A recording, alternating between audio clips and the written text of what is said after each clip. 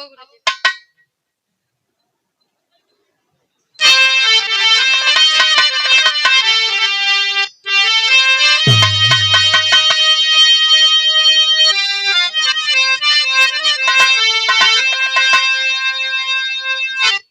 कि हो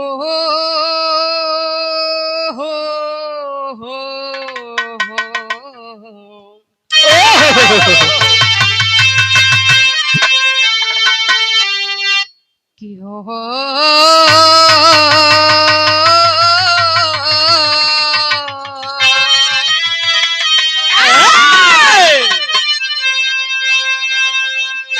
कि सतगुरु स्वामी दीन बंधु के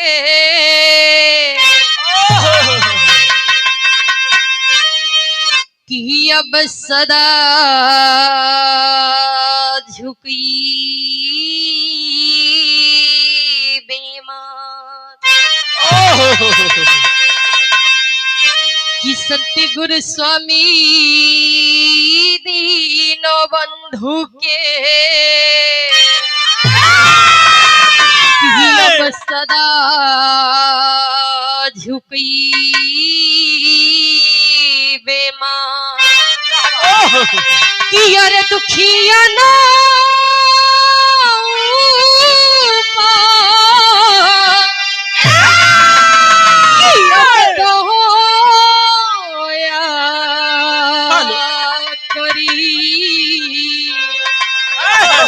जय जय दी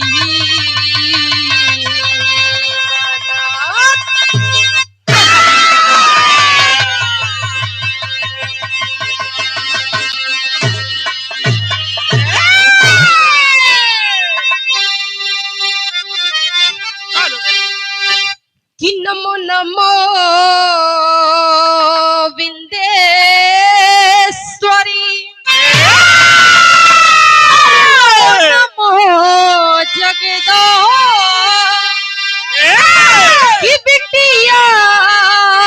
पुकारे है मैया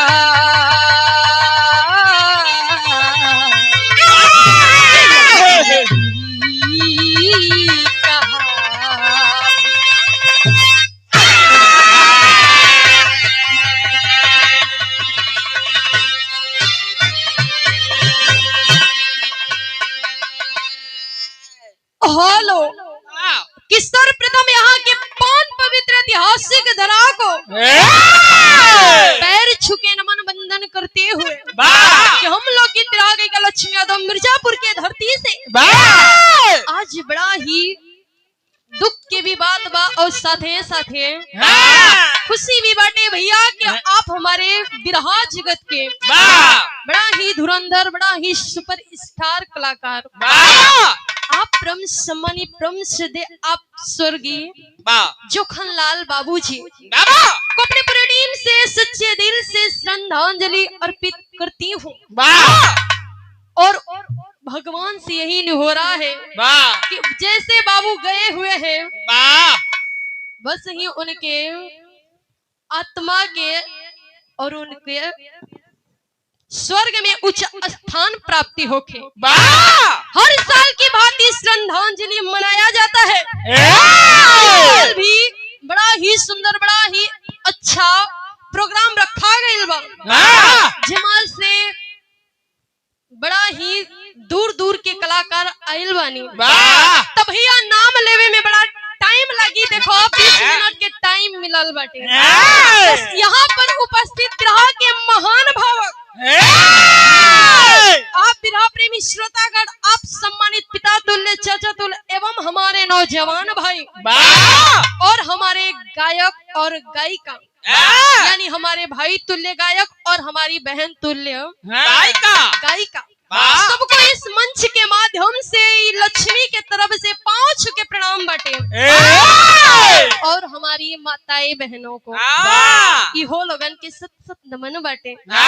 तो ज्यादा टाइम मत लो गुरुजी तनी वंदना के लाइन से अब